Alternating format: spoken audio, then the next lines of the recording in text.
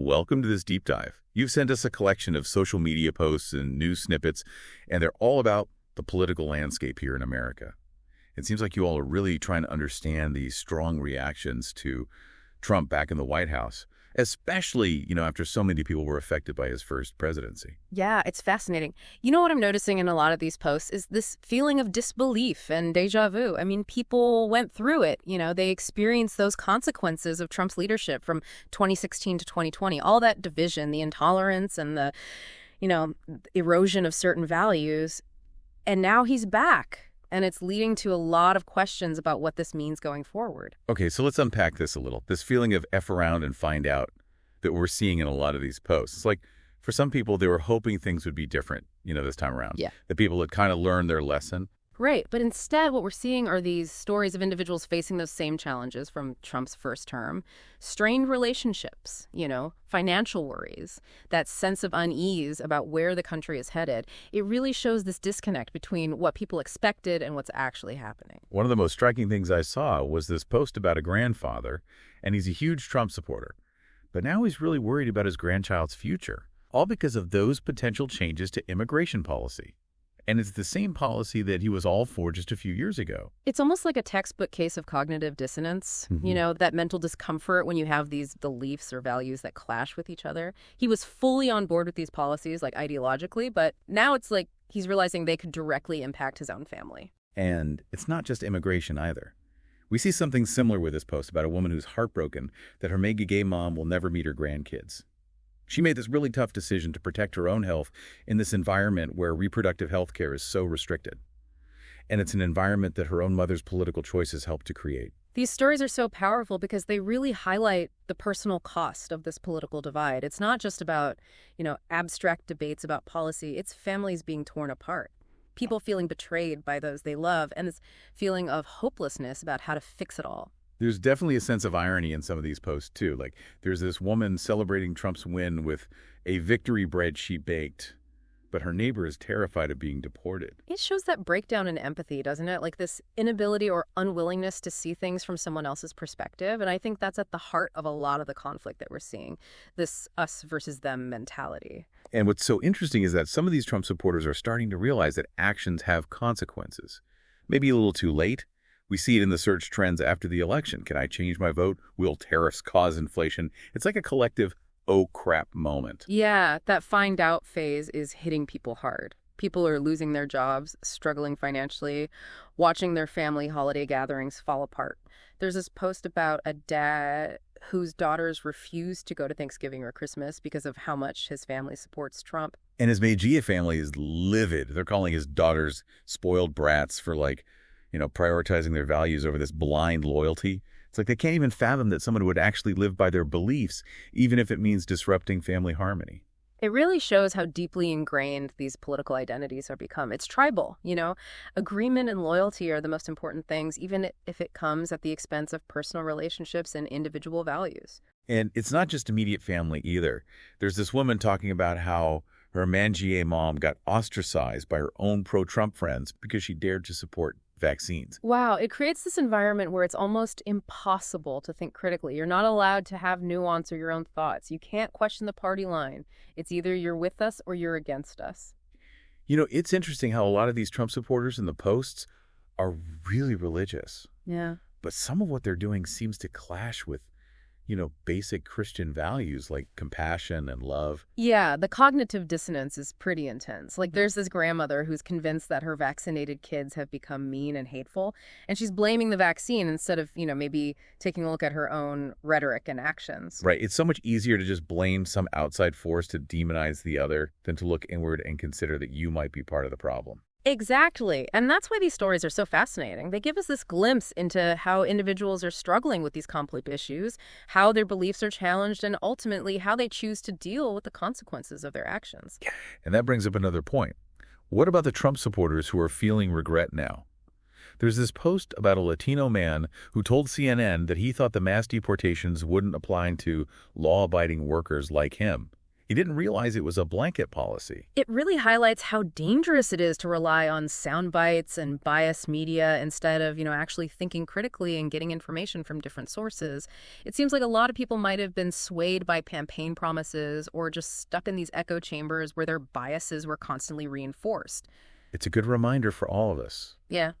We all have to stay informed, to question what we're told, and to think critically about what might happen because of our choices. Absolutely. And that's where we'll pick up in part 2 of this deep dive. So stay tuned.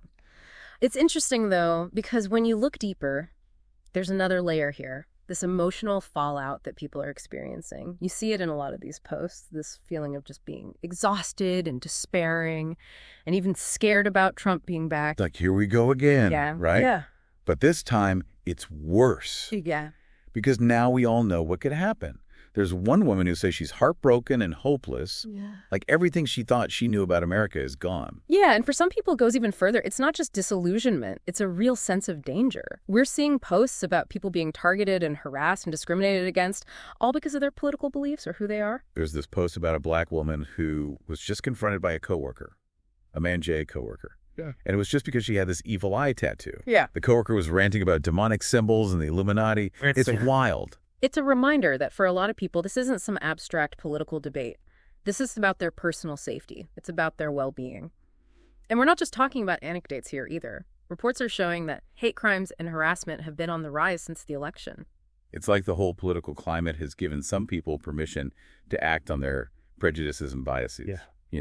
There's another woman who talks about her Mad-GA neighbor bringing her that victory bread to celebrate Trump's win. But this neighbor knows that she's an immigrant and that she could be targeted by the very policies they're celebrating. It's amazing. The lack of empathy is just astounding. It's like they can't or won't acknowledge the fear and anxiety that they're causing other people. And it's not just in person either. Social media is making this negativity so much worse. There are all these posts about Trump supporters getting unfollowed and blocked by their friends and family, and they're all confused. Like they're begging people to agree to disagree and to keep politics out of their relationships. But as one commenter put it, you don't see me as a person, so I won't see you at all. For a lot of people, this goes way beyond just having different opinions. It's about values. It's about basic human dignity and respect. When someone's political beliefs are a direct threat to your existence or your identity, you can't just ignore it. It's about setting boundaries, protecting yourself, and putting your own well-being first when things are so toxic. You see posts about people cutting off Trump supporters, refusing to even have conversations with them. It's not about debate anymore. It's about survival. That need for self-preservation is understandable, especially when certain political ideologies seem to be okay with or even encourage intolerance and aggression. But some people are pushing back on this whole cutting people off thing. They're suggesting that maybe keeping some level of contact, even if it's limited, could be a way to bridge the gap, to have those tough conversations and maybe even change some minds. It's a good point, but it's also a really complicated issue. There's no easy answer. Ultimately, each person has to decide what's best for them. Right. And we need to acknowledge that not everyone has the emotional energy or the privilege to even have those conversations. For some people, cutting ties is the only way they can protect themselves and their families. One thing that keeps coming up in these sources is the role of white women in all of this. There's a lot of anger and frustration directed at white women who voted for Trump, even though it could hurt them and other marginalized groups. One commenter asks, what's the solution for the, about 53% of white women who voted for him? For the, what do they call him, the decrepit Cheeto, a third time? It's a question that's been around for years. How do you reach people who are so stuck in their beliefs, even when those beliefs go against their own lived experiences and their own best interests? It's a really good question. Is it a lack of understanding, a fear of change, a sense of privilege that makes them blind to what others are going through, or is it all of those things combined? Some people theorize that some women have internalized misogyny so much that they see their own liberation as a threat. It's like they're more invested in protecting these patriarchal structures than they are in fighting for their own rights and freedom. And we can't forget about fear. The right-wing media is so good at making people afraid, especially white women. They paint this picture of the world being under attack by immigrants, by feminists, by anyone who doesn't fit their very narrow view of what it means to be American. It's classic divide and conquer, right? Pit different groups against each other, create distractions, and then they get to stay in power. It's so exhausting. Yeah. But what these sources are showing us is that we need to understand all of this if we want to find a way forward. We have to counter the lies, challenge these harmful stories, and find ways to connect with people on a human level. One of the most heartbreaking things about all of this is what it's doing to relationships. We see couples breaking up, and it's not just because they have different political views, it's because of the values that those views represent. For example, there's this post about a man whose wife is divorcing him because she can't be with someone who supports Trump. She felt like his vote was a complete betrayal of everything she believes in. And it wasn't just the vote itself, it was his lack of remorse, his refusal to acknowledge the harm that those political choices had caused. It shows that their values and how they see the world are just fundamentally incompatible. And then there's another post where this woman is leaving her husband after years of him being controlling and making her feel like she had to hide who she really was. He made her quit her job, forced her to go to church, and just constantly put her down. For her, the Trump vote was the last straw. It made her realize that he would never truly see her as an equal, that he cared more about traditional gender roles than he did about her happiness and her well-being. It's a reminder that sometimes even the most personal choices are also deeply political. Absolutely. And the consequences of those choices can be huge. Like in this post from a woman who's thinking about leaving her husband after 17 years of marriage. But she's scared about the timing. She doesn't feel safe or heard. But with all the misogyny and the attacks on women's rights, it makes her hesitant to actually leave. It's a terrible situation. She knows she has to leave for her own sake and for her kids, but it feels like the world outside is just as hostile. It's heartbreaking. It shows the fear and uncertainty that so many women are dealing with in this political climate. These sources are painting a pretty bleak picture. It seems like the personal cost of this political divide is huge. It's affecting people's mental health, their relationships, their jobs, and even their hope for the future. And we've only just scratched the surface. We'll continue to explore all of this in the next part of our deep dive. We're going to look at how this political climate has affected people's sense of safety, their ability to trust others, and how they're coping with this really challenging environment. It feels like we're seeing people coping in so many different ways with all of this. Some good, some not so good.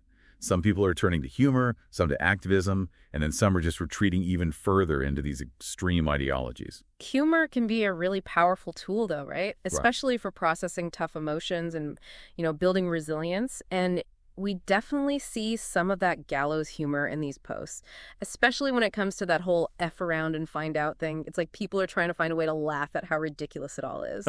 But it also feels like sometimes that humor is hiding something deeper. Like maybe some denial or avoidance. Like they're trying to make a joke out of something that's actually causing them a lot of pain and anxiety. Yeah, it's a way of protecting themselves from really facing what's happening. It's easier to just laugh it off than to deal with those potential consequences.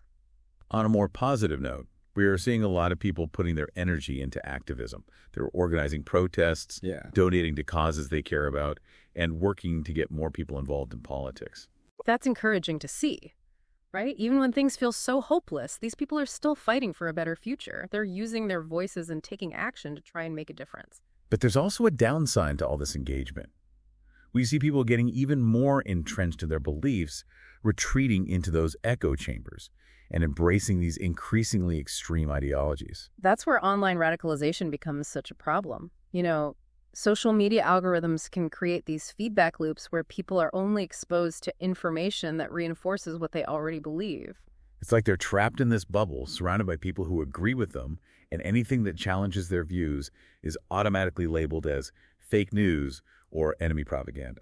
And it's not just online either. This polarization is spilling over into the real world. We're seeing more hate crimes, more political violence, and just a general lack of civility. One of the most worrying things is how fast these conspiracy theories and misinformation are spreading, especially about things like vaccines and election integrity. It's so tough to fight against these narratives because they prey on people's deepest fears and anxieties. And once someone falls down that rabbit hole, it can be almost impossible to get them back. It feels like we're losing the ability to even have rational conversations, to disagree respectfully, and to find any kind of common ground. It's like everyone's just yelling at each other and nobody's listening. It's definitely a challenge. As a society, we have to find a way to address this. We need to find ways to encourage critical thinking and media literacy and just civil discourse. We need to create spaces where people can hear different points of view and start to question their own biases. One thing that gives me a little bit of hope is seeing the power of personal connections in some of these sources. Even with all this division, there are still people who are reaching across the aisle, having those tough conversations and genuinely trying to understand each other.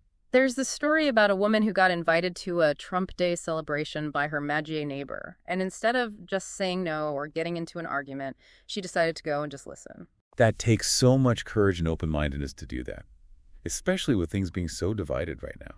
It might seem like a small thing, but it shows that she's willing to engage, to step outside of her comfort zone and try to build some understanding. It reminds us that human connection can be a powerful force for change. So where does this leave us? We've explored the personal cost of this political divide, the emotional turmoil, the broken relationships, and this feeling of uncertainty about the future. We've seen the dangers of misinformation, the rise of extremism, and how trust is eroding not just in our institutions, but in each other. But we've also seen how resilient people can be. We've seen the power of activism and how important personal connections are for bridging these divides. This deep dive has really been a journey into how complicated this moment in time is. It's shown us the challenges we're facing as a society and what could happen because of the choices we make. It reminds us that we're all in this together and that our actions have consequences that affect everyone. So the question is, what are we going to do with this knowledge? Are we going to give in to fear and division? Or are we going to choose hope and work towards a future that's more just and compassionate? That's something we all need to think about. This deep dive has given us all a lot to think about. Thanks for listening.